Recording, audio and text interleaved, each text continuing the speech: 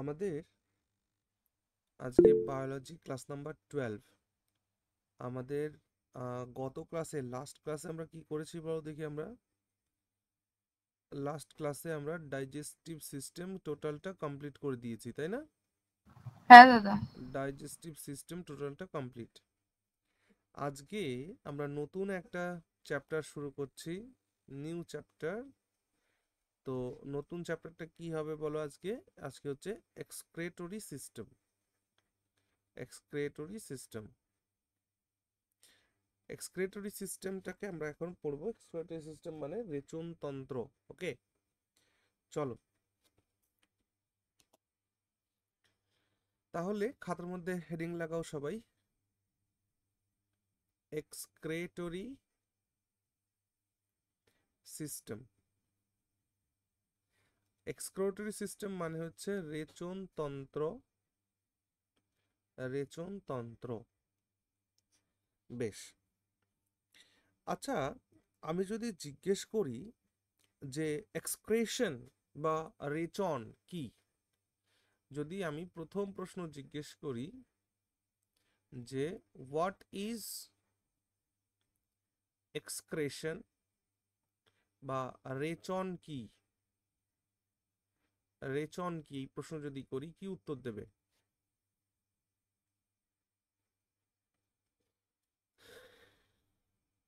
আমরা ডাইজেস্টিভ সিস্টেমে পড়লাম যে অপাচিত খাদ্যগুলো মলদ্বারের মাধ্যমে বেরিয়ে যাচ্ছে, তো সেটাও একটা রেচনের অঙ্গ। আর তার সাথে এক্সক্রেশন ব্যাপারটা কি, রেচনটা কি অ্যাকচুয়ালি?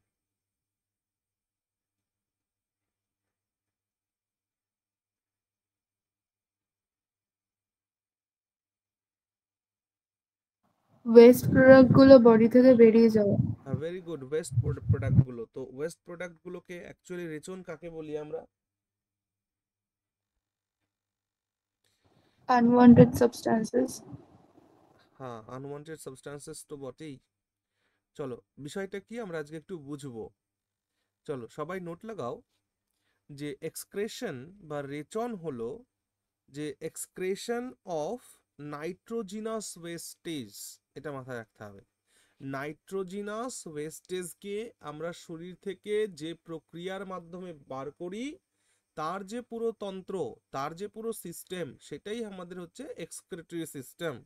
তাহলে লিখে রাখো, what is excretion? Excretion is the excretion of the excretion of nitrogenous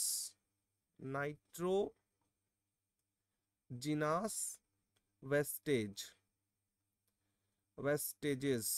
নাইট্রোজিনাস ওয়েস্টেজেসের এক্সক্রেশন বা নাইট্রোজিনাস ওয়েস্টেজেসের বহির্গমন যে পদ্ধতিতে হয় আমাদের শরীরে, সেটাই হচ্ছে রেচন। বিষয়টা কি একটু বুঝি। আমরা যখন প্রোটিনকে ইনটেক করি, অর্থাৎ যখন আমরা প্রোটিনকে খাই, এই প্রোটিন আমাদের শরীরে কিসে কনভার্ট হয় আলটিমেটলি ডাইজেশনের ফলে? That is amino acid. Very good. Amino acid digestion, যখন আমাদের শরীরে যখন অ্যামাইনো অ্যাসিডটা ব্যবহার হয়, তখন এই অ্যামাইনো অ্যাসিড আলটিমেটলি কি কনভার্ট করে আমাদের শরীরে? That is ammonia. কি কনভার্ট করে? অ্যামোনিয়া। আমাদের শরীর, আমাদের শরীরে সব থেকে বিষাক্ত পদার্থ কোনটি? না, মানবদেহে সব থেকে বিষাক্ত পদার্থ যেটি তৈরি হয় বিভিন্ন আহ, বিভিন্ন মেটাবলিজমের মাধ্যমে, সেটা হচ্ছে অ্যামোনিয়া। আর এই অ্যামোনিয়া আমাদের শরীরের কোনো অঙ্গ বের করতে চায় না, ঠিক? কারণ রেচনের জন্য গুরুত্বপূর্ণ ভূমিকা পালন করে হচ্ছে কিডনি। সেই কিডনিকে যখন খবর দেওয়া হয়, ভাই শরীরের মধ্যে অ্যামোনিয়া জোগাড় হয়েছে, অ্যামোনিয়াকে বের করো, তখন কিডনি কি বলে? তখন কিডনি বলে আমি তো অ্যামোনিয়ার মতন অত বিষধর জিনিস বের করতে পারবো না। তাহলে উপায় কি? তখন কিডনিকে জিজ্ঞেস করা হলো, তাহলে কিভাবে তুমি বের করতে পারবে? কিডনি বলল, যদি এই অ্যামোনিয়াকে তোমরা আমায় ইউরিয়াতে কনভার্ট করে দাও, তাহলে এটাকে আমি বের করতে পারবো। ওকে, তাই জন্য লিভার কি করে, লিভার এই অ্যামোনিয়াকে ভেঙে ইউরিক অ্যাসিড প্রথমে কনভার্ট করে, আর ইউরিক অ্যাসিড থেকে পরে এটাকে ইউরিয়াতে কনভার্ট করে। তার মানে এই যে অ্যামোনিয়া থেকে শুরু করে, অ্যামোনিয়া বলো, ইউরিক অ্যাসিড বলো, ইউরিয়া বলো, এই যা কিছুই বলছো এগুলো কি সাবস্ট্যান্স? এইগুলো সবই হচ্ছে নাইট্রোজিনাস সাবস্ট্যান্স। ওকে, এরা কি? এরা সব হচ্ছে নাইট্রোজিনাস সাবস্ট্যান্স। তাহলে এদের মধ্যে কি থাকে? বাংলাতে লিখলে লেখো, এদের মধ্যে নাইট্রোজেন থাকে, আর ইংরেজিতে লিখলে লেখো দিজ আর নাইট্রোজিনাস সাবস্ট্যান্স। এগুলো যেহেতু নাইট্রোজিনাস সাবস্ট্যান্স, তাই এদেরকে এদেরকে বের করা বা এদেরকেই আমরা এক কথায় বলতে পারি যে নাইট্রোজিনাস নাইট্রোজিনাস সাবস্ট্যান্স বা ওয়েস্টেজ। নাইট্রোজিনাস সাবস্ট্যান্স বা ওয়েস্টেজ বলতে পারি। তাই এদের যে বের করার পদ্ধতি, এদের বের করার পদ্ধতিটাই হচ্ছে রেচন তন্ত্রের মধ্যে আমরা পড়ব। আমরা মোটামুটি ধরো ডাইজেস্টিভ সিস্টেমের মধ্যে আমরা এক্সক্রেটরি সিস্টেমের একটা পার্ট রয়েছে, এক্সক্রেশনের একটা অর্গান রয়েছে, যে অর্গানটার নাম কি বলো দেখি?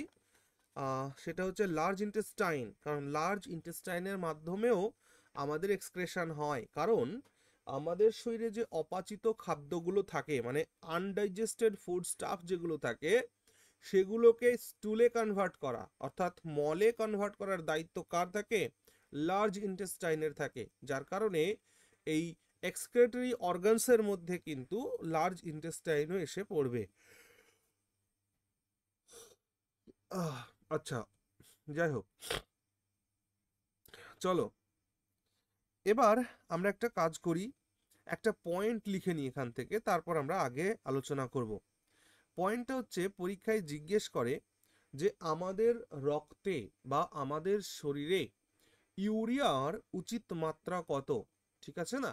দেখো, লিখে রাখো, normal normal value of urea is in human body, আমাদের মানব শরীরে 20 থেকে 40 মিলিগ্রাম পার 100 ml।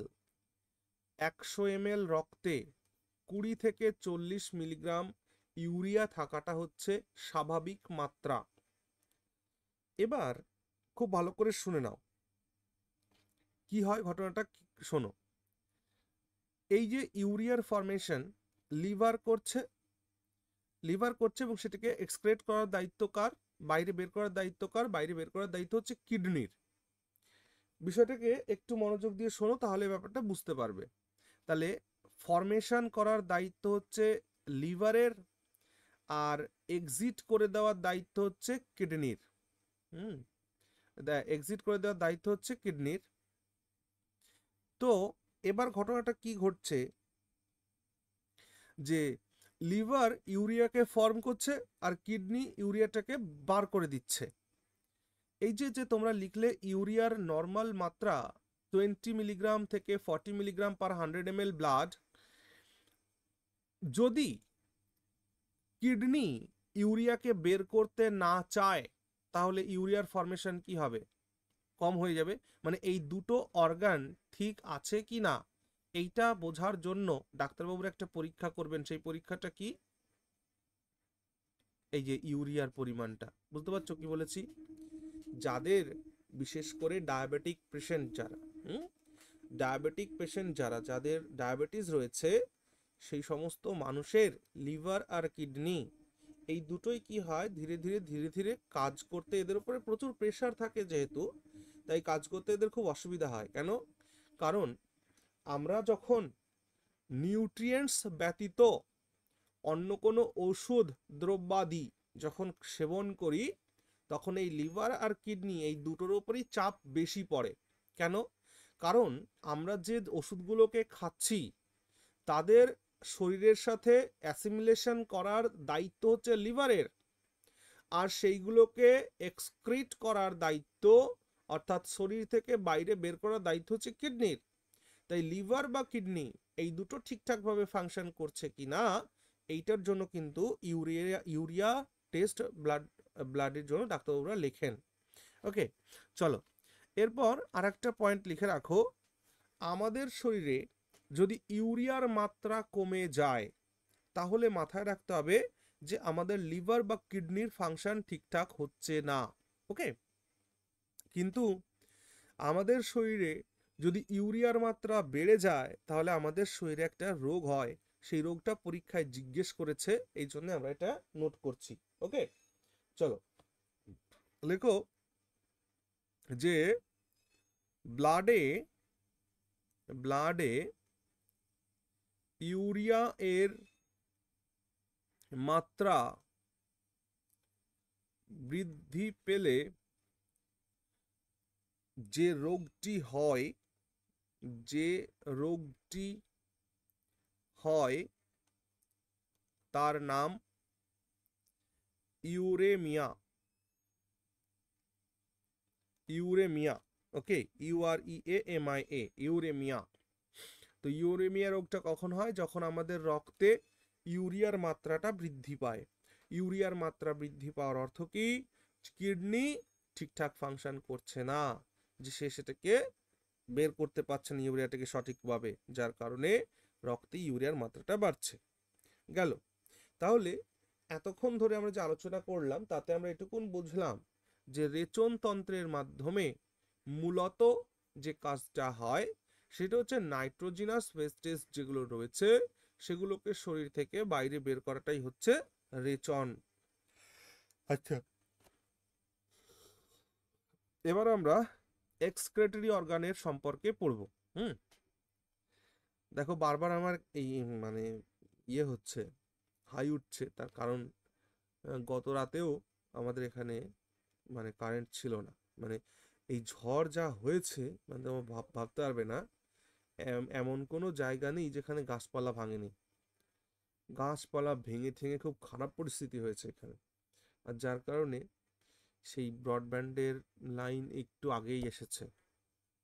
না হলে আজকে আমি তো ভাবছিলাম যে আজকে বললাম ক্লাস করব, অথচ ক্লাস করতে পারবো কিনা।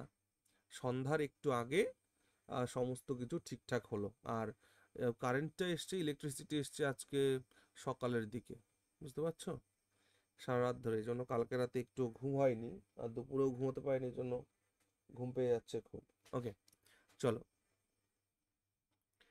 তাহলে একটু মুছে দিই। হ্যাঁ দাদা। চলো খাতার মধ্যে হেডিং লাগাও।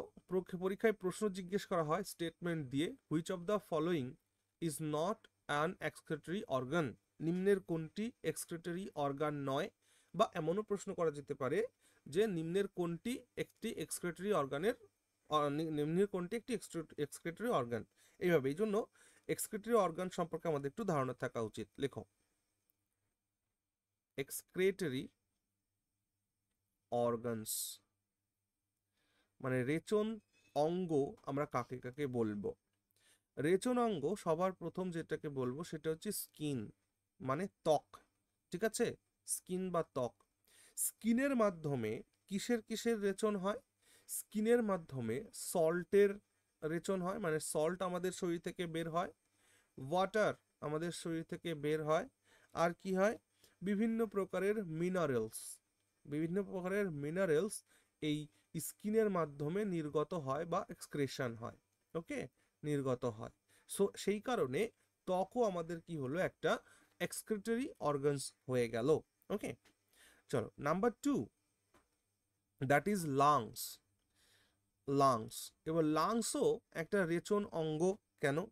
কারণ লাংসের মাধ্যমে যে গ্যাসিয়াস ওয়েস্টেজগুলো রয়েছে, হ্যাঁ, গ্যাসিয়াস ওয়েস্টেজ বলতে কি, আমরা বাতাস থেকে যখন গ্যাস নিচ্ছি তো সেই বাতাসের মধ্যে তো বিভিন্ন প্রকারের গ্যাস রয়েছে, তাই না? আমরা যে বাতাসটা গ্রহণ করছি সেই বাতাসের মধ্যে তো কার্বন ডাইঅক্সাইডও রয়েছে, নাইট্রোজেন রয়েছে, হ্যাঁ, ইত্যাদি ইত্যাদি গ্যাস রয়েছে বায়ুমণ্ডলের। তো তার মধ্যে থেকে আমাদের লাংস শুধুমাত্র অক্সিজেনটাকে নিচ্ছে, বাকি সবটা বের করে দিচ্ছে। সেই হিসাবে লাংসও এক প্রকারের এক্সক্রিটরি অর্গানের মধ্যেই পড়বে। তাহলে লাংস এটা কি করবে না, এটা গ্যাসিয়াস ওয়েস্টেজকে, গ্যাসিয়াস ওয়েস্টেজকে নির্গত করবে। গ্যাসিয়াস ওয়েস্টেজ নির্গত হয় এটার মাধ্যমে, যেমন carbon dioxide, nitrogen and other gases. Okay, number 3, that is large intestine. অবশ্যই তাই। দেখো, লার্জ ইন্টেস্টাইনের কটা পার্ট বলো তো? লার্জ ইন্টেস্টাইনের কটা পার্ট? লার্জ ইন্টেস্টাইনের একটা 3টি পার্ট, তিন সিকাম, ও না 3টে কোলন, পার্ট। রেকটাম। তো সিকাম, কোলন, রেকটাম, যেহেতু এদের কাজই হচ্ছে আনডাইজেস্টেড ফুড স্টাফকে স্টুলে কনভার্ট করা, মলে কনভার্ট করা এবং পায়ুদ্বার পর্যন্ত এই লার্জ ইন্টেস্টাইন, তো যার কারণে অ্যানাস যেটাকে আমরা বলি, ঠিক না, সেটা রেকটামের অংশ। রেকটামের অংশ হচ্ছে অ্যানাস। ওকে, চলো তাহলে লার্জ ইন্টেস্টাইনের মাধ্যমে কি হয়? লার্জ ইন্টেস্টাইনের মাধ্যমে undigested food staff, undigested food staff নির্গত হয়, নির্গত হওয়া হয় বা এক্সক্রিশন হয়। ওকে, নাম্বার 4 ইজ লিভার। দেখো, এবার ঘটনা হচ্ছে যে লিভারকে দাদা এক্সক্রিটরি অর্গানের মধ্যে রাখা হলো কেন? কারণ লিভারই তো মেইন। কারণ অ্যামোনিয়াকে সরাসরি শরীর বের করতে পারে না, তাই সেই অ্যামোনিয়াকে যেহেতু এই ইউরিয়াতে কনভার্সন করার কাজটা যেহেতু লিভার করে, তাই লিভারও কিন্তু একটা রেচন অঙ্গ। এটা মাথায় রেখো, পরীক্ষায় প্রশ্ন জিজ্ঞেস করা হয়েছে এখান থেকে। আর 5 নাম্বার হচ্ছে কি? 5 নাম্বার হচ্ছে কিডনি। 5 নাম্বার হচ্ছে কিডনি। তাহলে লিভার, কিডনি এই দুটোর মাধ্যমে কি হয় না, এই দুটোর মাধ্যমে নাইট্রোজেন বা নাইট্রোজিনাস ওয়েস্টেজের, নাইট্রোজিনাস ওয়েস্টেজের নির্গমন হয় এই দুটো অর্গানের মাধ্যমে। বেশ, আমরা যখন সেন্সরি অর্গানস পড়ব তখন বাকি এদের সম্পর্কে পড়ব যতটুকুন আমাদের প্রয়োজন। বেশ, এখন আমরা যাচ্ছি নেক্সট একটা টপিক আলোচনা করতে, যেটা হচ্ছে খুব গুরুত্বপূর্ণ একটা টপিক। আমরা কিডনিতে আবার ফিরে আসব, কারণ কিডনি হচ্ছে এই চ্যাপ্টারের মূল আলোচ্য বিষয়, ঠিক না? কিডনি আলোচ্য মূল বিষয়, এটাতে ফিরে আসব। তার আগে আমরা টাইপস অফ এক্সক্রেশন দেখব, যে এই পৃথিবীতে যে সকল প্রাণীমণ্ডল রয়েছে, সেই প্রাণীমণ্ডল কোন কোন প্রাণী কোন কোন পদ্ধতিতে রেচন সম্পাদন করে থাকে।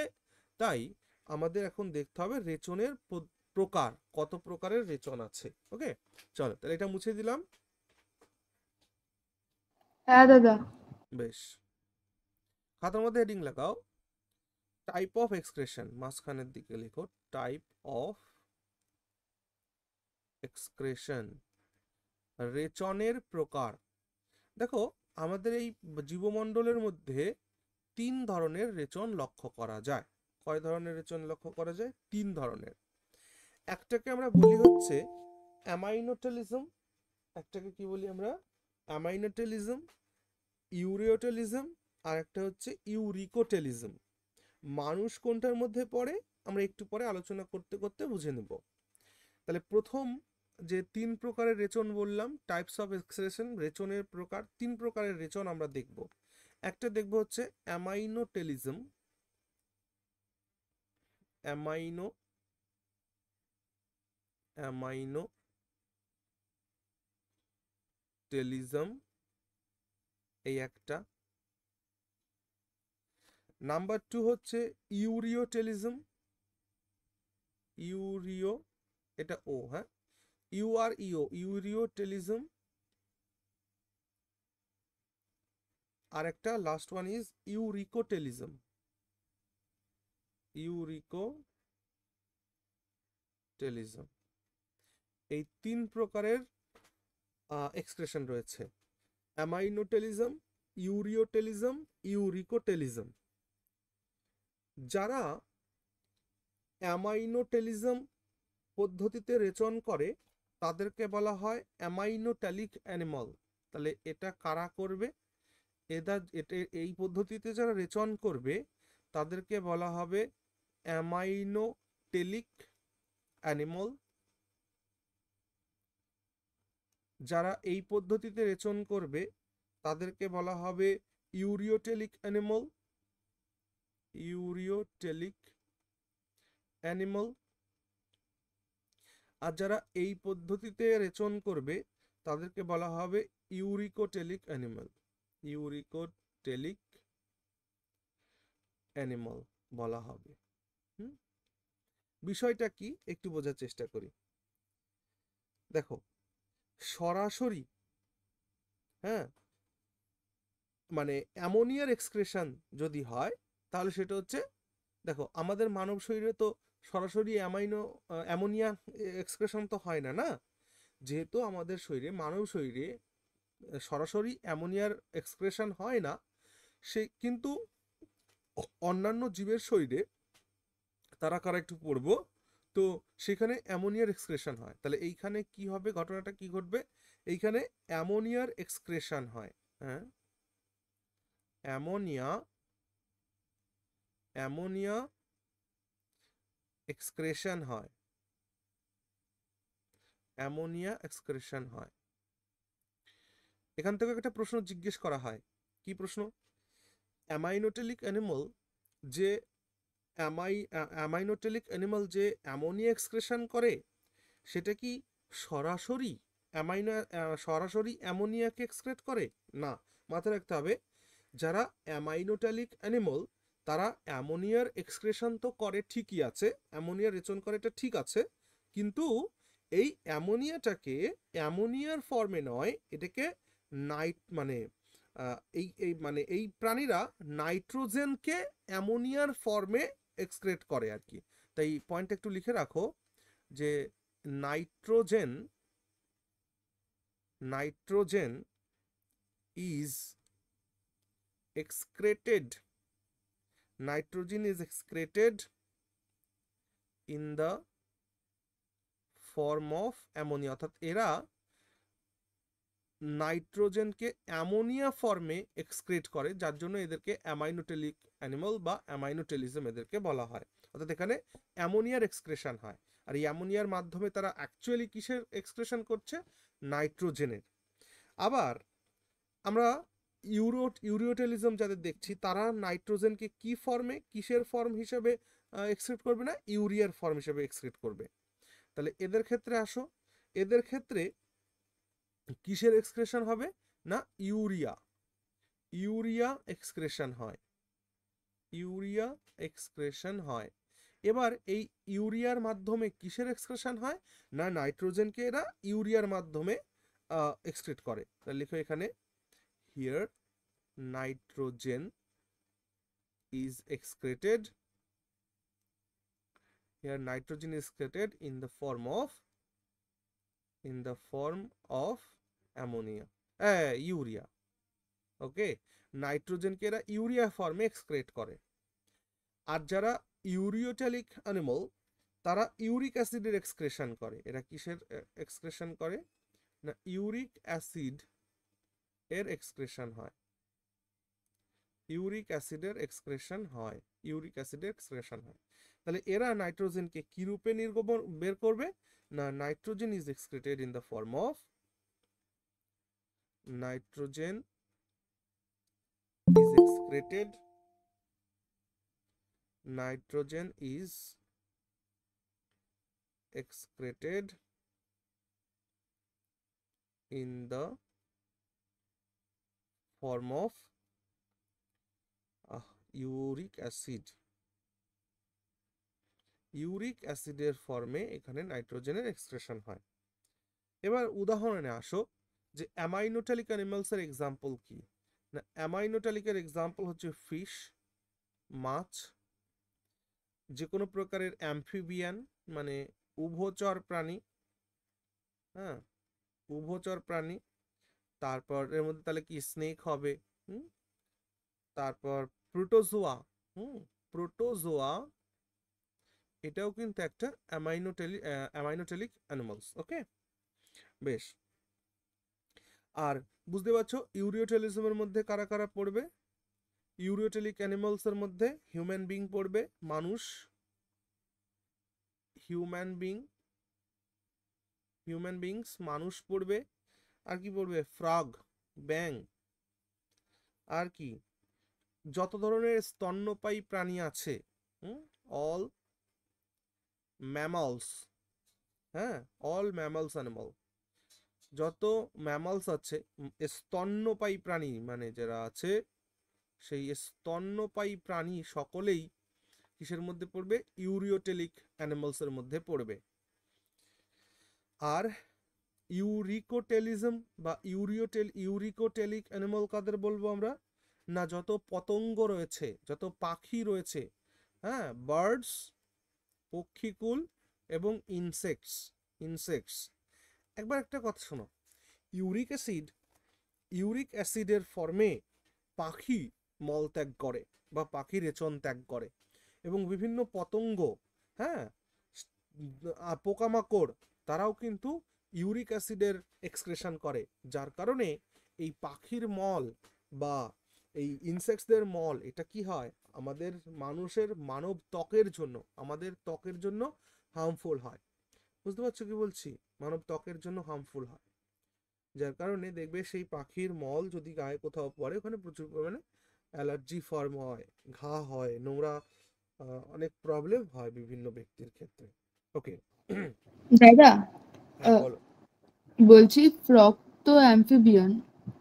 হ্যাঁ, হলেও ফ্রগের, হ্যাঁ, যেটা লেখানো হচ্ছে এখানে এটা লিখবা, ফ্রগের অ্যাম্ফিবিয়ান হওয়ার ক্ষেত্রেও কিন্তু সে ইউরিওটেলিজমের মধ্যে পড়বে, অর্থাৎ ইউরিওটেলিক অ্যানিমালের মধ্যেই পড়বে। কারণ ফ্রগের যে এক্সক্রেশন হয় সেটা ইউরিয়ার মাধ্যমে নাইট্রোজিনাস ওয়েস্টেজকে বার করে সে। ওকে, ঠিক আছে। চলো। এখানে আর একটা প্রশ্ন পরীক্ষায় বারবার জিজ্ঞেস করে, খুব ফেভারিট একটা কোয়েশ্চেন, যেমন বলা হয় যে স্পাইডারের মলে কি পদার্থ পাওয়া যায়, তাই না? That is guanine. এটা লিখে রাখো, মাকড়সার মলে, হুম, মাকড়সা ইংরেজিতে লিখলে লেখো স্পাইডার, মাকড়সার মলে আমরা কি পাই? মাকড়সার মলে গুয়ানিন নামক পদার্থ পাওয়া যায়, পদার্থ পাওয়া যায়। ওকে, গেল। বেশ, এরপর আমরা এই চ্যাপ্টারের মূল উপাদ্য বিষয় বা মূল আলোচ্য বিষয়, দ্যাট ইজ কিডনি, আমরা সেই কিডনিটা পড়বো এখন। ওকে, চলো তাহলে এটা মুছে দেবো এই পর্যন্ত। হ্যাঁ দাদা। বেশ, খাতার মধ্যে হেডিং লাগাও কিডনি, KIDNEY, কিডনি। মানব শরীরে দুটি কিডনি থাকে, লিখো,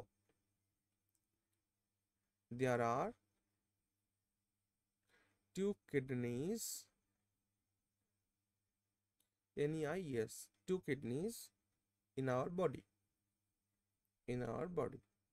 আমাদের দেহে দুটি কিডনি থাকে, এবং এদের রাফ ওজন হচ্ছে 125 থেকে 170 গ্রাম পার পিস। হ্যাঁ, আচ্ছা, আমরা এবার রাফ সাফ করে একটা কিডনির ছবি আঁকবার চেষ্টা করি। হুম,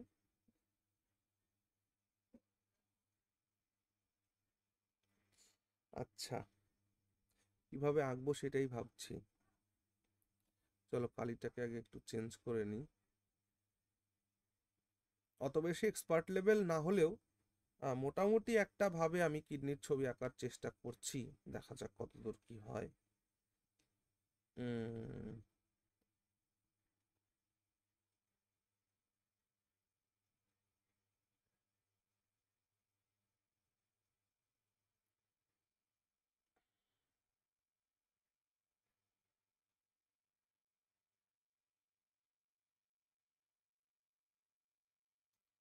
অনেকটা এরকম, ঠিক আছে।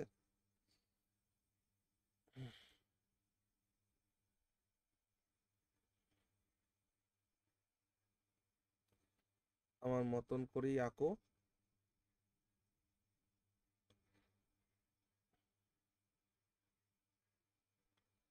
আমার মতন করেই আঁকো।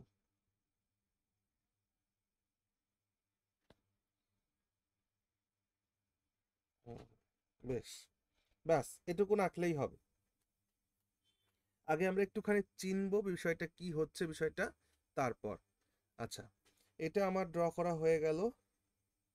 এবার আরেকটু কষ্ট করতে হবে বই কি, আরেকটু কষ্ট করতে হবে বই কি।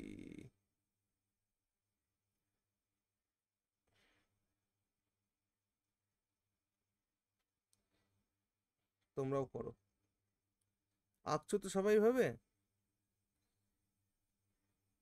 মানে অতটা পারফেক্ট হ্যাঁ না দাদা। হলেও অ্যাজ ইট ইজ আমার মতন করে একটু ড্র করার চেষ্টা করো। তোমাদের অনেকের আঁকার হাত ভালো আছে, অতটা না হলেও হবে, আমি যেভাবে ড্র করার চেষ্টা করছি তোমরা সেভাবে করো। এটা গেল।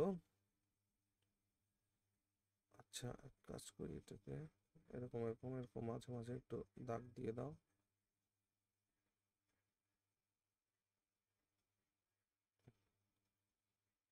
It is taking time, but তোমরাও আঁকো আমিও আঁকি, আস্তে আস্তে তাহলে টাইমটা ম্যানেজ হয়ে যাবে।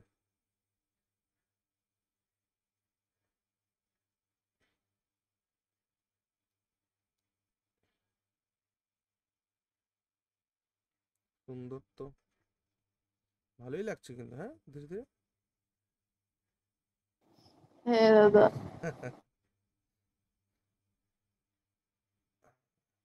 আচ্ছা, একটা ছোট একটা বড় দেখাচ্ছে কিন্তু এরকম না, দুটো সেম সমান সমানই আর কি। আমার এটা ডান পাশেরটা একটু বড় হয়ে গেছে মনে হচ্ছে সাইজে। মনে করো যে এটা একই রকমই আমি এঁকেছি, দুটো সাইজ বরাবর সেম, কিন্তু যদি কারো ইউএসজি করা থাকে তাহলে দেখবে দুটো কিডনির সাইজ ডিফারেন্ট ডিফারেন্ট তোমাদের পাবে। হ্যাঁ স্যার, কিন্তু, হ্যাঁ বলো বলো। বলছি যে সাইজ দুটো কি এক হয় না আলাদা হয়? সাইজ দুটো একই হয়, আলাদা হয় না। দুটো সাইজ একই হয় দুটো কিডনির, বাট আমরা যদি সাধারণ মানুষ যদি আমরা কেউ ইয়ে টেস্ট করি, মানে যেটাকে কি বলে ইউএসজি আল্ট্রাসাউন্ড করি অ্যাবডোমিনালের, তাহলে দেখবো যে দুটো কিডনির দুটো ভিন্ন ভিন্ন ওজনের রয়েছে। এটা আস্তে আস্তে হয়ে যায়, বাট দুটো কিডনির ওজনই কিন্তু সমান, দুটো কিডনির শেপ সাইজও কিন্তু সমান নর্মাল সিচুয়েশনে। ওকে, কোনোটা বড় ছোট নয়, আমার এখানে আঁকতে হয়তো বড় ছোট হয়েছে, বাট এটা ইকুয়াল, তোমরা সমান করার চেষ্টা করো। যেহেতু আমি পেন ট্যাবলেট দিয়ে আঁকছি এখানে, বেশ। এটা গেল, আর একটু কারুকার্য বাকি আছে, কালিটা চেঞ্জ করে নি।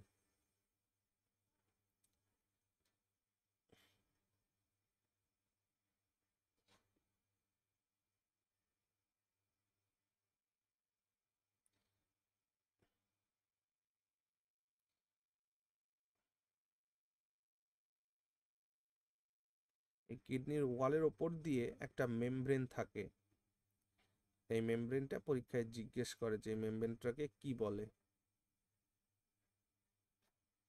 এই মেমব্রেনটাই জন্য অন্য কালি দিয়ে মেমব্রেনটাকে ড্র করছি, লিখিয়ে দিব আমি সব নাম, অসুবিধে নেই, কোনটাকে কি বলে ইত্যাদি ইত্যাদি।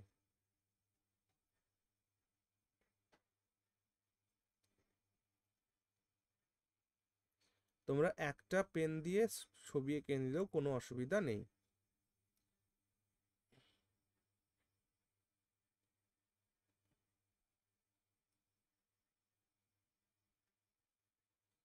ওকে, বেশ, চলো, মোটামুটি আমাদের ছবিটা আঁকা কমপ্লিট হয়েছে।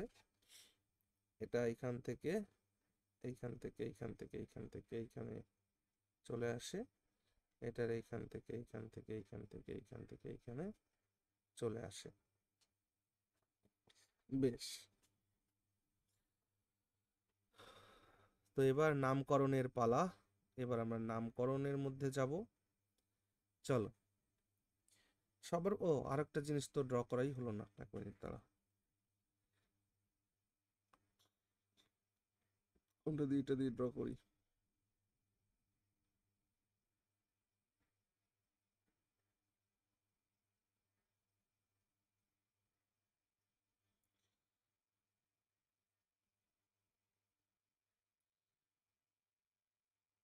হুম, ব্যাস হলো, হয়ে গেছে। এবার নামকরণের পালা।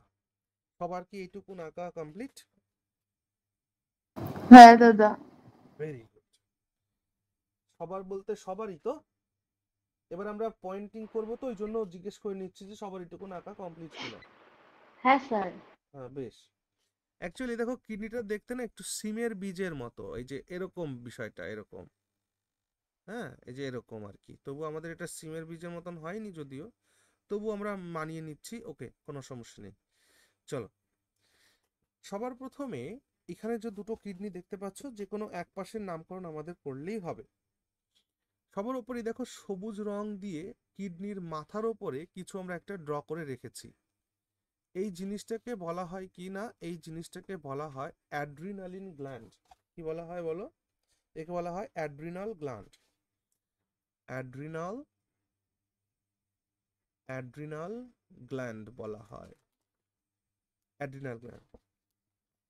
তাহলে অ্যাড্রিনাল গ্ল্যান্ড আমাদের কিডনির ওপরে থাকে, হ্যাঁ মানে কিডনির একদম ওপরের লেয়ারে একটা গ্ল্যান্ড থাকে, যেখান থেকে অ্যাড্রিনালিন হরমোনের সিক্রেশন হয়। অ্যাড্রিনালিন গ্ল্যান্ড থেকে বা অ্যাড্রিনাল গ্ল্যান্ড থেকে দুই ধরনের হরমোনের সিক্রেশন হয়। দেখো যখন আমরা গ্ল্যান্ডুলার সিস্টেম পড়বো তখন তো আমরা এটাকে পড়বো এবং নোটও করব, বাট এখন জাস্ট একটু বলছি শোনো। এই অ্যাড্রিনাল গ্ল্যান্ড থেকে দুই ধরনের হরমোনের সিক্রেশন হয়। একটা হচ্ছে অ্যাড্রিনালিন হরমোন আর একটা হচ্ছে নন অ্যাড্রিনালিন হরমোন। অ্যাড্রিনালিন আর নন অ্যাড্রিনালিন মানে কি? দেখো আমাদের দেহে যত ধরনের ইমোশন, হ্যাঁ রাগ দুঃখ ক্ষোভ হাসি কান্না, এই সব হচ্ছে অ্যাড্রিনালিন হরমোন সিক্রেশনের ফলে ক্রিয়েট হয়। এবার যখন আমাদের হাসি পাচ্ছে আমরা তো হাসতেই থাকবো হাসতেই থাকবো হাসতেই থাকবো, তাই হাসতে হাসতে মানুষ মরেও তো যেতে পারে, কাঁদতে কাঁদতে মানুষ মরেও যেতে পারে, দুঃখ পেতে পেতে মানুষ মরেও যেতে পারে। তাই কোনো জিনিস যাতে বেশি না হয় তার জন্য ভগবান এমন একটা জিনিস সৃষ্টি করেছে, তার কিছু একটা অপোজিট জিনিসও দিয়ে রেখেছে। অর্থাৎ অ্যাড্রিনালিন হরমোনের সিক্রেশনের ফলে যেমন যেমন আমাদের ইমোশন বাড়বে, আবার নন অ্যাড্রিনালিন সিক্রেশনের ফলে সেটা আবার সেমন তেমন করে কমবে। ওকে, তো এটা হলো ব্যাপার। তাহলে অ্যাড্রিনাল গ্ল্যান্ড কোথায় থাকে না, অ্যাড্রিনাল গ্ল্যান্ড থাকে হচ্ছে আমাদের কিডনির মাথার উপর। ঠিক আছে, চলো তারপরেই যে লেয়ারটা আমরা দেখতে পাচ্ছি, এই যে যে একদম এক্সট্রা লেয়ার, একদম এই যে ঢেউ খেলানো বাইরের যে লেয়ার, এই বাইরের লেয়ারটাকে বলা হয় পেরিটোনিয়াম মেমব্রেন। কি বলে এটাকে? এটাকে বলে পেরিটোনিয়াম, পেরিটোনিয়াম মেমব্রেন। তাহলে এখান থেকেই প্রশ্ন জিজ্ঞেস করবে যে কিনা কিডনির ওপরে যে ঝিল্লি থাকে বা কিডনির ওপরে যে বৃক্ক, বাংলাতে বলে বৃক্ক, বৃক্কের ওপরে যে পর্দাটা থাকে সেই পর্দাটাকে কি বলে? সেটাকে বলা হয় পেরিটোনিয়াম পর্দা বা পেরিটোনিয়াম মেমব্রেন। ওকে, চিনতে পারলাম? বেশ, এবার দেখো এই যে যে লেয়ারটা আমি যেখান থেকে একদম ঠিক অ্যারো চিহ্নটা যেগুলো, অর্থাৎ কিডনির একদম যে ওপরের লেয়ারটা, হ্যাঁ মানে আউটার লেয়ার যেটাকে আমরা বলছি, কিডনির আউটার লেয়ার, সেই আউটার লেয়ারটাকে বলা হয় হচ্ছে কর্টেক্স। কি বলা হয়? আউটার লেয়ারটাকে বলা হয় কর্টেক্স, হ্যাঁ। আর এইটা দেখতে পাচ্ছ কিডনির এই যে ইনার লেয়ার, এই ইনার লেয়ারকে বলা হয় মেডুলা। ইনার লেয়ারকে কি বলা হয়? মেডুলা বলা হয়। তাহলে আমাদের কিডনির দেওয়ালে দুটো পর্দা লাগানো আছে, মাঝখানে কিছু আহ, অন্যান্য সাবস্ট্যান্স রয়েছে। আউটার লেয়ারটাকে বলছি আমরা কর্টেক্স, আর ইনার লেয়ারটাকে আমরা বলছি হচ্ছে মেডুলা। ইজ ইট ক্লিয়ার এই পর্যন্ত? তাহলে কিডনির যে ব্যাপারটা আমরা এখানে দেখলাম এটুকুন আমাদের ক্লিয়ার হলো। এবার এর মধ্যে কি থাকে না থাকে ইত্যাদি ইত্যাদি এই সমস্ত নিয়ে আলোচনা আমাদের হবে। এই পর্যন্ত চিনে ফেললাম। এবার এই কিডনি থেকে এই যে যে জিনিসগুলো আসছে দেখছো, এগুলো সব ইউরিন আসছে। ইউরিন এসে কোথায় জমা হবে না, এই যে যে জায়গাটা দেখছো এই জায়গাটাকে বলা হয় ইউরিনারি ব্লাডার। এই জায়গাটাকে কি বলে না, এই জায়গাটাকে বলে ইউরিনারি ব্লাডার, ইউরিনারি ব্লাডার বলে। ঠিক আছে, এখানে এসে মূত্রাশয়, বাংলায় বললে বলবো মূত্রাশয়, যেখানে এসে মূত্র জমা হয়। আর মূত্র জমা হওয়ার পর সেটা যে এই যে যে পাইপটা দিয়ে এক্সক্রেট হবে সেটাকে বলা হয় ইউরেথ্রা। ইউরেথ্রা, ইউরেথ্রা বা মূত্রদ্বার, মূত্রদ্বার, ইউরেথ্রা বা মূত্রদ্বার। ঠিক আছে, আমাদের ইউরিনারি ব্লাডারে কি হয়? স্টোন হয়, অর্থাৎ এই জায়গাতে কিন্তু স্টোন জমা হয়। তখন এই স্টোনগুলোকে সার্জারি করে বা বিভিন্নভাবে বের করে দেওয়া হয়। এবং কিডনির মধ্যেও কিন্তু মানে স্টোন তৈরি হয়। ঠিক আছে, আচ্ছা গেল। তাহলে আউটার লেয়ার, এক দৃষ্টিতে আমরা কিডনির একটা ছবি পেলাম। ঠিক, এবার প্রথম পয়েন্ট কিডনি সম্পর্কে যখন আমরা লিখব, প্রথম পয়েন্ট সেটা কি লিখব? সেটা লিখব যে কিডনি তৈরি হয়েছে যে সেল দিয়ে, সেই সেলটাকে বলা হয় নেফ্রন সেল। তাহলে লেখো প্রথম পয়েন্ট, দেখো kidney is formed by, kidney is formed by nephron, nephron NEPHRON, nephron cell. তাহলে কিডনি নেফ্রন সেলস দিয়ে তৈরি হয়েছে, নেফ্রন সেলস দিয়ে। তাহলে এবার ঘটনা হচ্ছে যেহেতু কিডনি নেফ্রন সেলস দিয়ে তৈরি হয়েছে, তাহলে নেফ্রন সেলটা কি দাদা একবার দেখা যায়? নেফ্রন সেলসটাকে কি দেখা যায়? অবশ্যই দেখা যায়। চলো নেফ্রন সেলসটাকে আমরা এবার একটু দেখে নিই। দেখো এই নেফ্রন সেলের আর একটা নামও আছে, এটাকে বলা হয় বমন ক্যাপসুল বলা হয়। এবার বমন ক্যাপসুল কেন বলা হয়? কারণ স্যার বমন এই এই নেফ্রন সেলকে ডিসকভার করেছিলেন। হ্যাঁ, এই জন্য নেফ্রনকে না বমন সেল, বমন ক্যাপসুলও কিন্তু বলা হয় অ্যাকচুয়ালি। চল একটা নেফ্রন সেলের ছবি আঁকার চেষ্টা করি, আমরা বোঝার চেষ্টা করি। দেখো জিনিসটা দেখতে এই রকম হয়, ওকে, একদম এরকম হয়। আমার মতন করে তোমরা ছবি আঁকো। এর মধ্যে অসংখ্য জালিকা থাকে, অসংখ্য জালিকা থাকে, অসংখ্য জালিকা থাকে, জালিকা থাকে অর্থাৎ একটা এন্ট্রি আর একটা এক্সিট। বুঝতে পারছো? একটা জায়গা দিয়ে ব্লাড ঢুকবে আর একটা জায়গা দিয়ে বেরোবে। এবার বলে রাখি কিডনির কাজ কি দাদা? মনে রাখবা কিডনির কাজ হচ্ছে ব্লাডকে ছাঁকা, ব্লাডকে ছাঁকনির মাধ্যমে ছাঁকাটাই হচ্ছে কিডনির মূল কাজ। আমাদের দেহের যত যা কিছু বজ্র পদার্থ সেগুলো সব রক্তের মধ্যেই থাকে, সেই রক্তটাকে ছেঁকে পরিষ্কার করার কাজই হচ্ছে কিডনির। এই জন্য কিডনি আমাদের দেহে কিন্তু খুব গুরুত্বপূর্ণ একটা জিনিস। তাহলে এই ছবিটা আমরা কিসের দেখতে পাচ্ছি না? এই ছবিটা হচ্ছে একটা নেফ্রন সেল এর ছবি দেখতে পাচ্ছি, নেফ্রন সেল, একটা সিঙ্গেল নেফ্রন সেল। নেফ্রন সেলটা দেখতে পাচ্ছি একটা ক্যাপসুলের মতো। হুম, তাহলে এটা যেহেতু একটা ক্যাপসুলের মতন, সেই জন্য এটা আবিষ্কার করেছিলেন founded by sir Bowman, sir Bowman. এই জন্য nephron soil cell is also called Bowman's capsule, বমন্স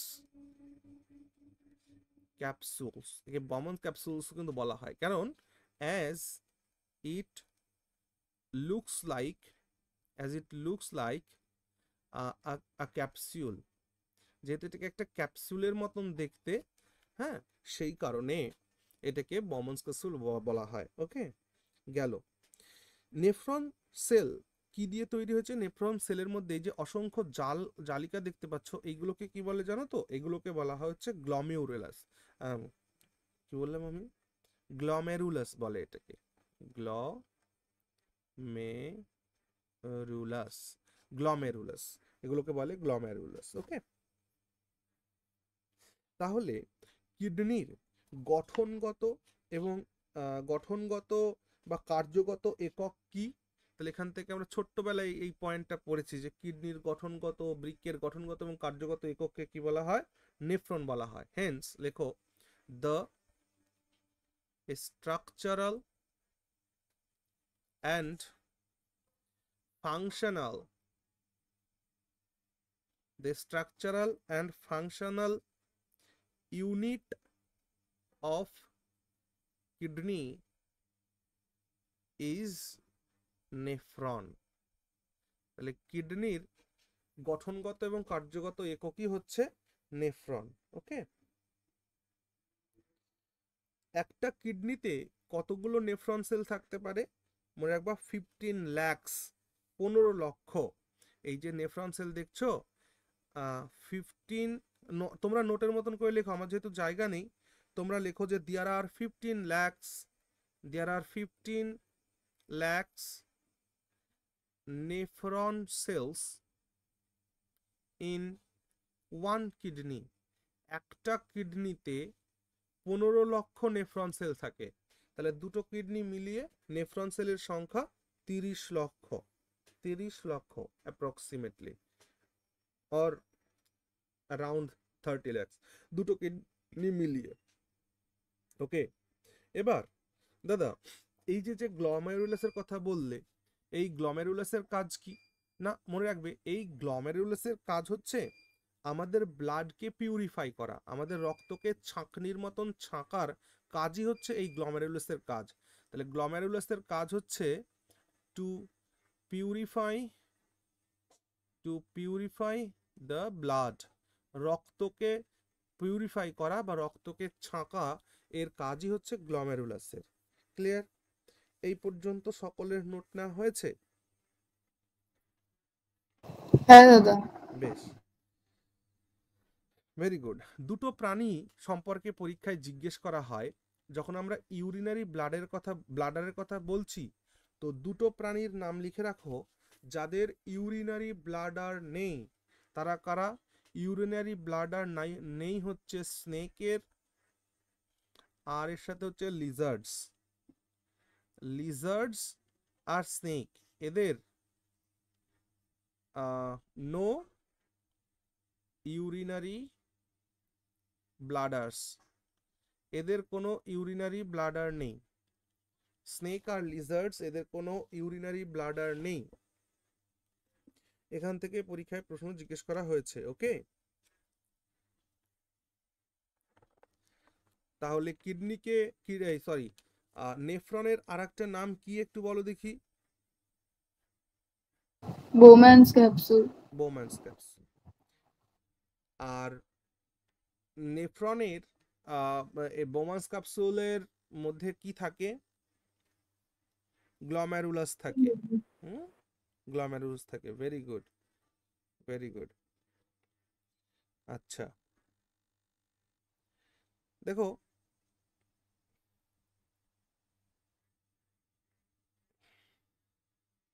এটাকে আবার ছবি আঁকতে হবে একটা। আচ্ছা চলো আমি এঁকে দিচ্ছি। তাহলে এইটুকু নোট হয়েছে না, মুছে দেবো? হ্যাঁ দাদা। নেক্সট একটা পয়েন্ট লেখো, তারপর পয়েন্ট থেকে ছবি লিখবো। নেক্সট একটা পয়েন্ট লেখো যে blood reaches গ্লমেরুলাস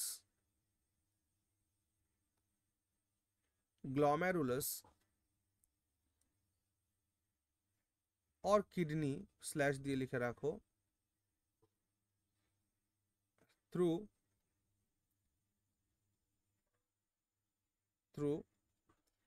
afferent arterioles, afferent arterioles, ARTEREOLS, arterioles, এটা একসাথে কিন্তু, হ্যাঁ, ARTEREOLS, arterioles, afferent arterioles। আচ্ছা, এখানে ব্লাড রিচেস লিখলে তো, এখানে লেখো ইমপিওর ব্লাড লেখো কথাটা, তাহলে ভালো হবে। আগে নোটটা লেখো, তারপর আমি বুঝিয়ে দিচ্ছি বিষয়টা কি লিখছো তোমরা। লেখো impure blood reaches glomerulus or kidney through afferent arterioles. আর তারপরের পয়েন্ট লেখো পিওর ব্লাড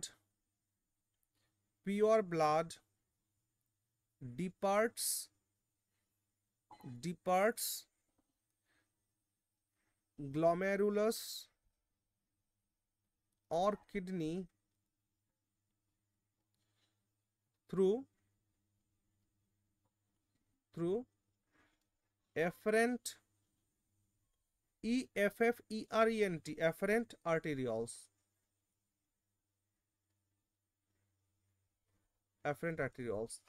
এখানে দুটো আর্টেরিয়লস এর কথা জানতে পারলে। আর্টেরিয়লস মানে কি দাদা? এই যে আর্টেরিয়লস কথাটা এখানে জানতে পারলে, আর্টেরিয়লস কথাটা হচ্ছে স্মল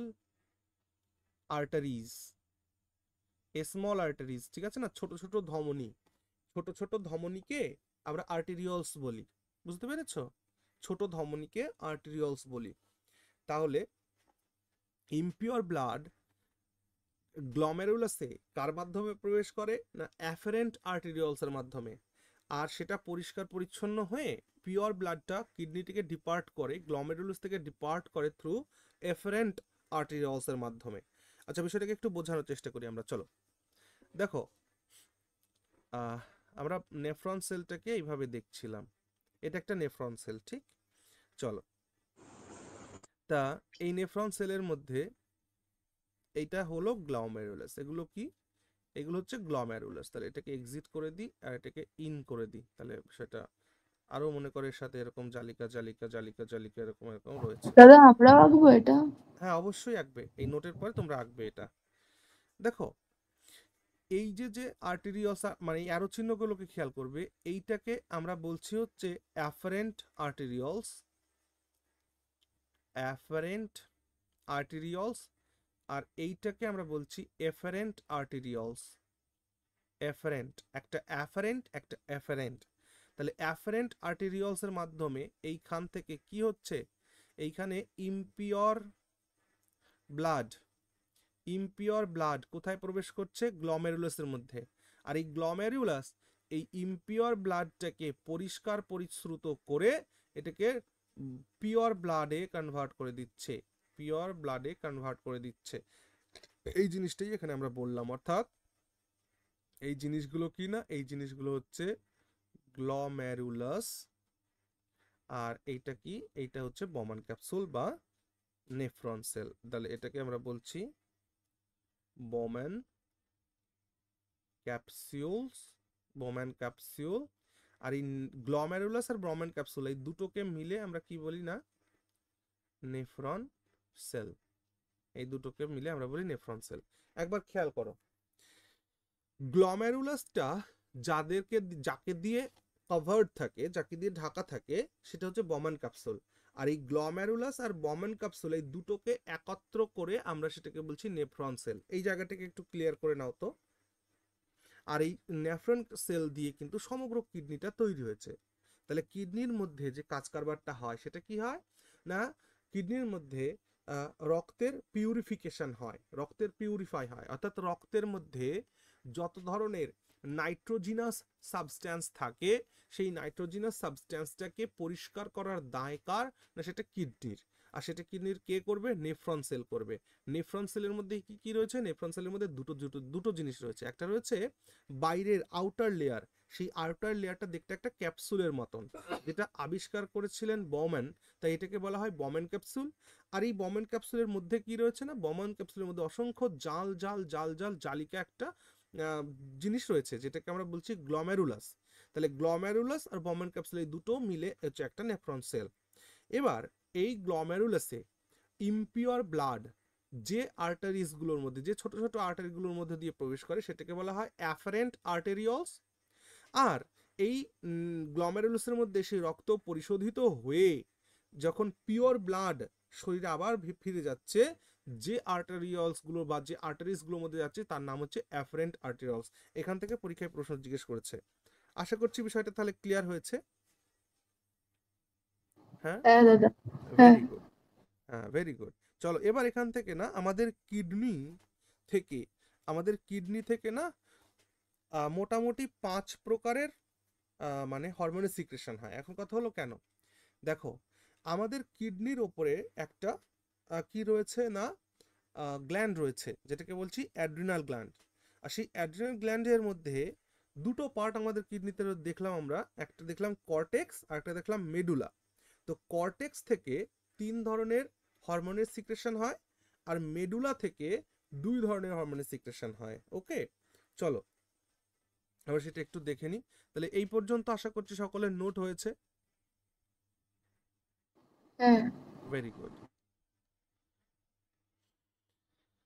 এরপর যেমন লেখো, কর্টেক্স, কর্টেক্স secretes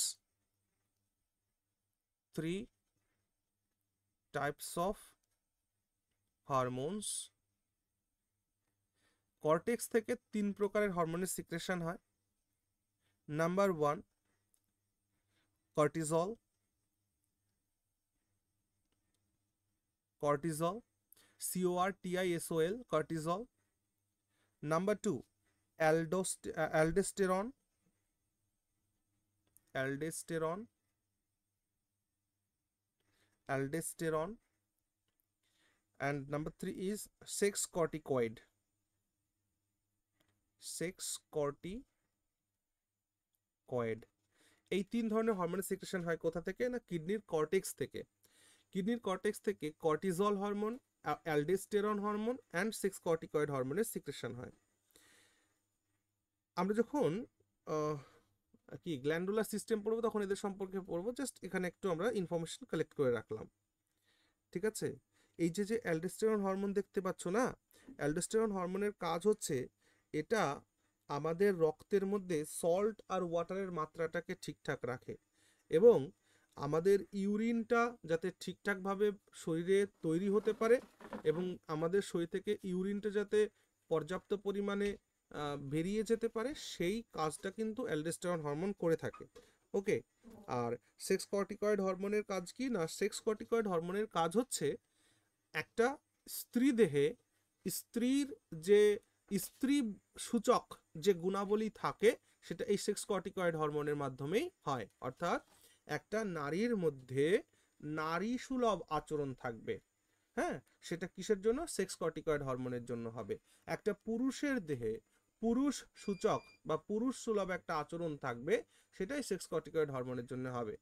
যদি কোনো প্রকারে সেক্স কর্টিকয়েড হরমোন প্রোডাকশন যদি ঠিকঠাক না হয়, তাহলে স্ত্রী স্ত্রীর মতন আচরণ করবে না, পুরুষ পুরুষের মতন আচরণ করবে না। যাই হোক, এই বিষয়টা যেহেতু আমাদের এই চ্যাপ্টারের বিষয় নাই, তাই আমরা এটাকে আর ডিটেলস যাব না, এ পর্যন্ত থাকলো। আর আর কিডনির মধ্যে যে মেডুলা পার্টটা রয়েছে না, মেডুলা থেকে 2 প্রকারের হরমোনের সিক্রেশন হয়, লিখে রাখো। 2 types of hormones, that is number 1, ওটাকে আমরা বলবো হচ্ছে অ্যাড্রিনালিন,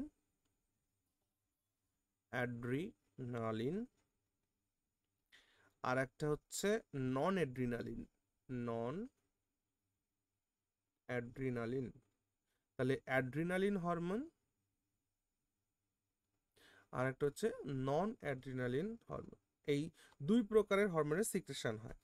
দেখো, অ্যাড্রিনালিন হরমোনের সিক্রেশনের ফলে সবকিছু বৃদ্ধি পায়, আর নন অ্যাড্রিনালিন হরমোনের সিক্রেশন কমে যায়। মানে যেমন অ্যাড্রিনালিন হরমোনের জন্য আমাদের রাগ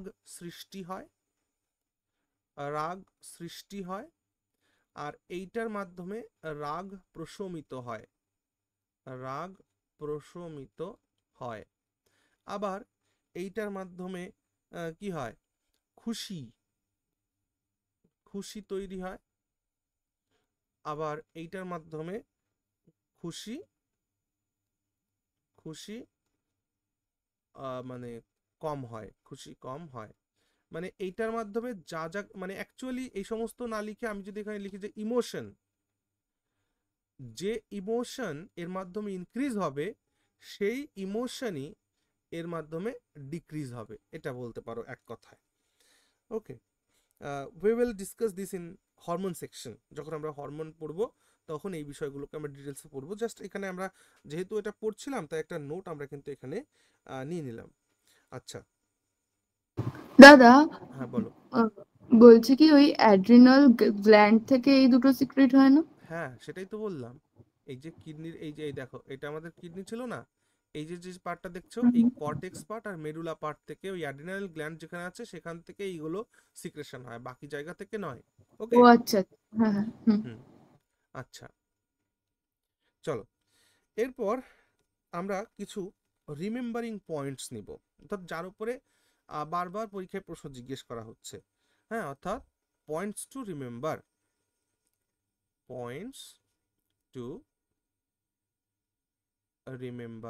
মনে রাখার মতন কিছু পয়েন্টস। চলো এক এক করে লেখো। পরীক্ষায় এটা প্রশ্ন জিজ্ঞেস করেছে যে ইউরিনের মধ্যে কোন ধরনের ভিটামিন থাকে, লেখো। ইউরিন হ্যাজ ভিটামিন সি, ইউরিনের মধ্যে ভিটামিন সি পাওয়া যায়। Next,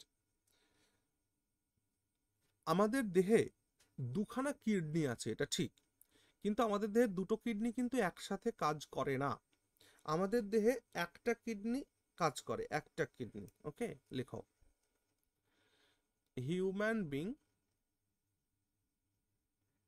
human beings have two kidneys, but it works only one. দুটো কিডনির মধ্যে একটা কিডনি কাজ করে। কিডনি তৈরি হয়েছে কি দিয়ে? Kidney is made up of nephron cells. Nephron cells দিয়ে তৈরি হয়েছে। নেক্সট পয়েন্ট, নেফ্রন সেলের মধ্যে কি কি জিনিস থাকে? Nephron cell is made up of two things. কি কি? এক হচ্ছে গ্লোমেরুলাস প্লাস বমেন ক্যাপসুল, এটা এম, বমেন ক্যাপসুলস। ওকে, তারপরের পয়েন্টে লেখো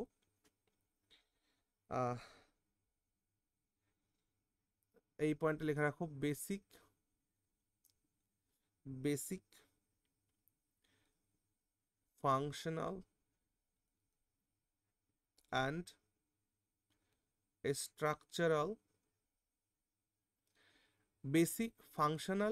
structural unit of kidney is nephron.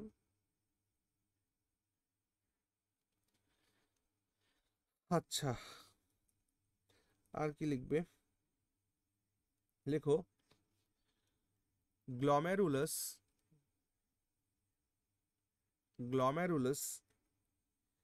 filters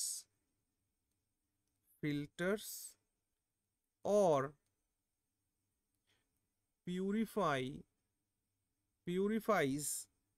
purifies our blood. আমাদের রক্তকে পিউরিফাই করার কাজ হচ্ছে গ্লোমেরুলাসের। আর কি লিখবে? দেখো মানব শরীরের মূল যে রেচন অঙ্গ সেটাকে কিডনিকেই বলা হয়। লেখো যে kidney is the main excretory organ of human body. আমাদের মানব শরীরের মূল রেচন অঙ্গের নাম হচ্ছে কিডনি। কিডনি রক্ত থেকে কি কি নির্গমন করে? না, ইউরিয়াকে, ওয়াটারকে আর সল্টকে কিসে করে? মূত্রে রূপান্তর করে। এটা খুব ইম্পর্টেন্ট পয়েন্ট। কিডনির কাজ কি? কিডনির কাজ হচ্ছে কিডনি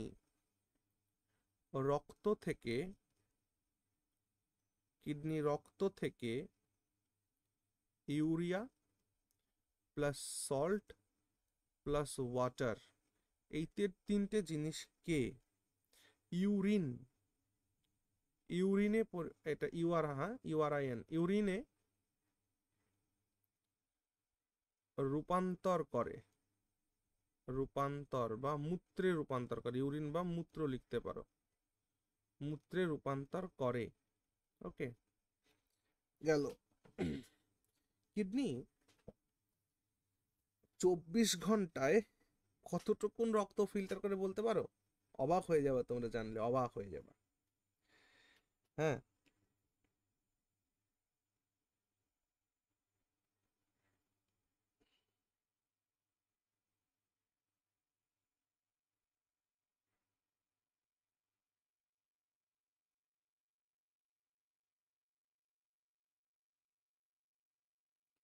এটুকুন হয়েছে, মুছবো? হ্যাঁ দাদা। ওকে, যেমন এটা লিখে রাখো নোটটা যে kidney filters 180 180 liters of blood. Kidney filters 180 liters of blood in 24 hours. আমরা একবার ভাবতে পারছি, আমরা তো কিছুই বুঝতে পারছি না, কিন্তু কিডনি 180 লিটার রক্ত 24 ঘন্টায় ফিল্টার করছে। এবার তোমরা বলবা, ও দাদা আমাদের শরীরে তো রক্ত আছে 5 থেকে 6 লিটার, তাহলে এটাই তো বারবার বারবার বারবারই তো কাজ হচ্ছে, তাই না? বুঝতে পারছো কি বলছি? এই 5 থেকে 6 লিটার রক্তই তো বারবার বারবার ঘুরে ঘুরে আসছে।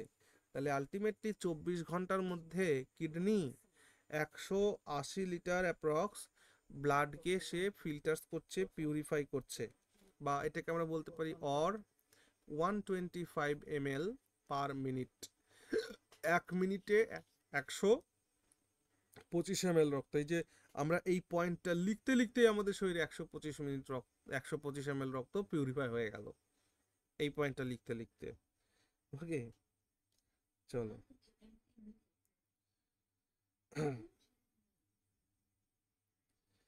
এবার এখান থেকে একটা প্রশ্ন আছে যে এইখান থেকে যদি এই প্রশ্ন কোনোদিন করেনি, তবু আমি বলছি, কিডনি 1 মিনিটে 125 ml ব্লাডকে পিউরিফাই করে। তো এই 125 ml ব্লাড থেকে দাদা কতটুকুন বজ্র পদার্থ ইউরিন হিসেবে বের হয়? মনে রাখবা, 125 ml ব্লাড থেকে 125 ml ব্লাড থেকে 20 to 25 ml মূত্র তৈরি হয়। হ্যাঁ, মূত্র তৈরি হয়। ওকে, 125 ml ব্লাড থেকে 20 to 25 ml মূত্র তৈরি হয় বা ইউরিন বজ্র পদার্থ নির্গত হয়, ইউরিন নির্গত হয়। ওকে, তাহলে আমাদের কিডনি 24 ঘন্টার মধ্যে কতটুকুন ইউরিন তৈরি করতে পারে? না, kidney makes 1.5 litre of urine in 24 hours. Kidney 24 ঘন্টার মধ্যে এই 1.5 লিটার বজ্র পদার্থকে শরীর থেকে বাইরে বের করে, 1.5 লিটার মূত্র তৈরি করে। 24 ঘন্টায় 1.5 লিটার মূত্র। এখান থেকে পরীক্ষার একটা জিনিস জিজ্ঞেস করে যে ইউরিনের পিএইচ ভ্যালু কত।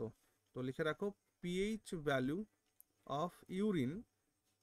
ইউরিনের পিএইচ ভ্যালু, ইউরিন যেহেতু একটু ক্ষার, অম্ল নয়, অ্যাসিড নয়, বেসিক, সেই জন্য ইউরিনের পিএইচ ভ্যালু হচ্ছে 6। সরি, আমরা ভুল বললাম, ইউরিন যেহেতু অম্ল, বেসিক নয়, তাই ইউরিনের পিএইচ ভ্যালু হচ্ছে 6, মানে এটা acidic compound. Acidic compound. Compound কেন বলছি? কারণ মূত্রের মধ্যে 3টি জিনিস থাকে, দেখলাম আমরা একটু আগে। এক থাকে ইউরিয়া, ওয়াটার আর সল্ট, এবং আদার্স থিংসও কিন্তু এর মধ্যে থাকে। অর্থাৎ যদি, চলো লিখেই দিই এটা আমরা, মনে রাখবো যে কম্পোজিশন অফ ইউরিন। ইউরিনের কম্পোজিশন কি? ইউরিনের মধ্যে কি কি থাকে? দেখো, ইউরিনের মধ্যে ওয়াটার থাকে হচ্ছে 95%, ইউরিনের মধ্যে ইউরিয়া থাকে হচ্ছে 2 থেকে 3%, আর সল্ট বা আদার্স থিংস, সল্ট বা এর সাথে আদার্স যে সাবস্টেন্সগুলো রয়েছে সেটা থাকে 1 থেকে 2%। ওকে, এটাই।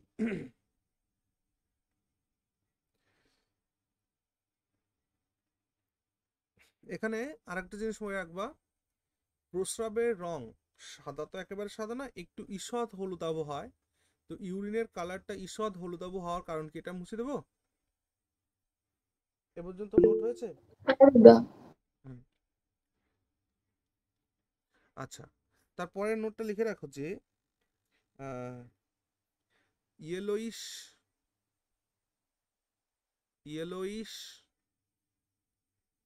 color of urine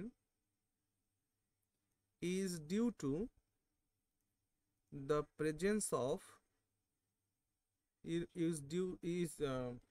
yellowish color of urine is due to the presence of urochrome.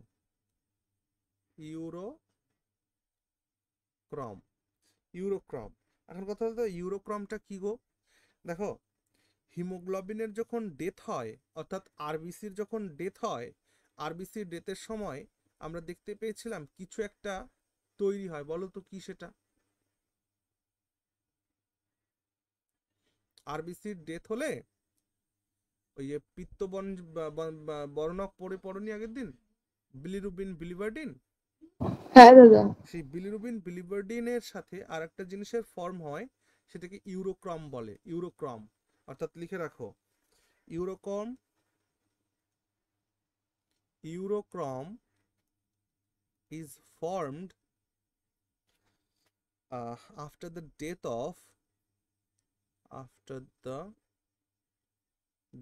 of RBC or hemoglobin. Haemoglobin বা আরবিসির ডেথের পরে এই ইউরোক্রম তৈরি হয়। ঠিক আছে?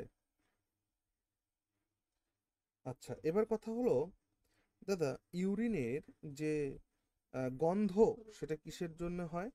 দেখো, ইউরিনের মধ্যে ক্রিয়েটিন থাকে, আর এই ক্রিয়েটিনের জন্যই মূত্রে গন্ধ হয়, এবং বুঝতেই পারছো অ্যামোনিয়া তো থাকবে, অ্যামোনিয়ার কারণেও গন্ধটা হয়, যেহেতু অ্যামোনিয়া যদিও ইউরিয়ার ফর্মে আছে, নাইট্রোজেনাস সাবস্টেন্স যেহেতু, সেই কারণে নাইট্রোজেনাস সাবস্টেন্সের গন্ধ তো হবে, যেহেতু অ্যামোনিয়ার একটা ফর্ম। ওকে, আচ্ছা, চলো, এখান থেকে এটা পরীক্ষায় আসে, জিজ্ঞেস করেছে, লিখো smell in urine is due to the presence of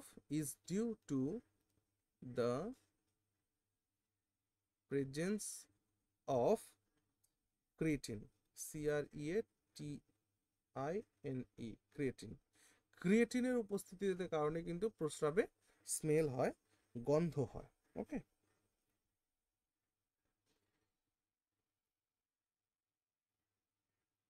আরেকটা লাস্ট পয়েন্ট, যেমন এই প্রশ্নটা জিজ্ঞেস করা হয়েছিল পরীক্ষায়, তাই আমি এটা নোট করে নিয়েছি, সেটা হচ্ছে কিডনিতে যে স্টোন হয়, কিডনিতে যে ক্যালকুলাসটা হয়, সেই ক্যালকুলাসটাকে ডিস্ট্রয় করার জন্য যে উপাদান ব্যবহার করা হয়, দ্যাট ইজ ম্যাগনেসিয়াম।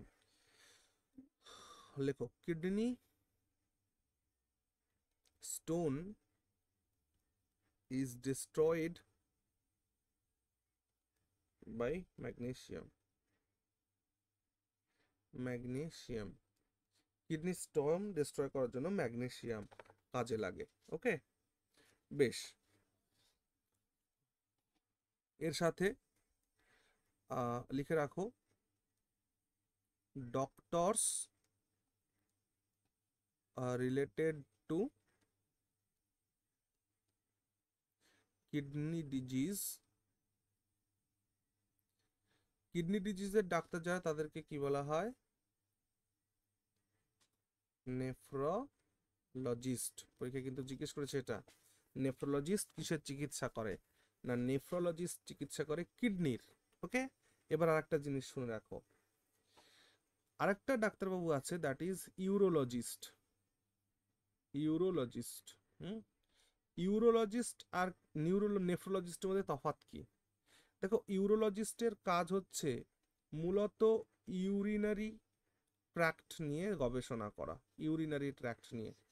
ঠিক আছে, প্রস্রাব বা মূত্রাশয় সম্পর্কিত যা কিছু আছে। তাহলে যেহেতু ইউরিনারি ট্র্যাক্টের মধ্যে কিডনিও পড়ে, তাই ইউরোলজিস্ট সে একাধারে কিডনি দেখবে, প্রস্টেট গ্ল্যান্ড দেখবে, ইউরেথ্রা দেখবে, ইউরিনারি ব্লাডার দেখবে, অর্থাৎ তলপেটের যাবতীয় যা দেখাশোনা কে করবে? ইউরোলজিস্ট করবে। ওকে, বাট স্পেশালি যদি কিডনির কোনো প্রবলেম হয়, শুধুমাত্র কিডনির প্রবলেম হয়, সেটা দেখবেন তিনি হচ্ছেন নেফ্রোলজিস্ট। তাহলে ইউরোলজিস্টের ফিল্ডটা একটু বড়, কারণ ইউরোলজিস্ট দেখবেন হচ্ছে ইউরিনার, অর্থাৎ প্রস্রাব যেখান দিয়ে প্রস্রাবের সম্পর্ক, ঠিক সেই জায়গাটা একজন ইউরোলজিস্ট দেখবেন, অর্থাৎ সমগ্র তলপেট বলতে পারো। আর নেফ্রোলজিস্ট দেখবেন অনলি কিডনি, শুধুমাত্র কিডনি। ওকে,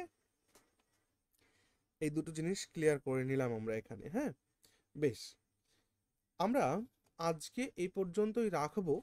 নেক্সট ডেতে আমাদের কিন্তু এক্সক্রিটরি সিস্টেম কমপ্লিট হয়ে গেল। এক্সক্রিটরি সিস্টেমে এর বাইরে আলোচনা কিছু নেই। তাহলে আমরা 3টে চ্যাপ্টার তো বোধহয় শেষ করলাম, তাই না? নিউট্রিশন, ডাইজেস্টিভ সিস্টেম, আর হচ্ছে কি, আর কি, এটা কি হলো, এক্সক্রিটরি সিস্টেম। এই তিনটে চ্যাপ্টারের উপরে কি কি এমসিকিউজ কোয়েশ্চেন্স হতে পারে সেটা নিয়ে নেক্সট ক্লাসে আমরা পড়ব। আর নেক্সট ক্লাসে এই তিনটি চ্যাপ্টারের এমসিকিউজ পড়া কমপ্লিট হলে তারপর আমরা নেক্সট চ্যাপ্টার শুরু করব, দ্যাট ইজ রেসপিরেটরি সিস্টেম। হ্যাঁ, তাহলে পরের ক্লাসে আমরা এমসিকিউ কোয়েশ্চেন্স নিয়ে আলোচনা করব, অ্যান্ড দেন তারপরের ক্লাসে আমরা রেসপিরেটরি সিস্টেম নিয়ে আলোচনা করব, যেখানে খুব গুরুত্বপূর্ণ আলোচনা আমরা সেখানে করব, অ্যান্ড দেন তারপর সার্কুলেটরি সিস্টেম। এভাবে করতে করতে মোটামুটি আমরা বায়োলজিটাকে কমপ্লিট করে ফেলবো। ঠিক আছে, সো এই পর্যন্ত আজকে থাক, ভালো থেকো সবাই, গুড নাইট। স্যার স্যার হ্যাঁ বলো।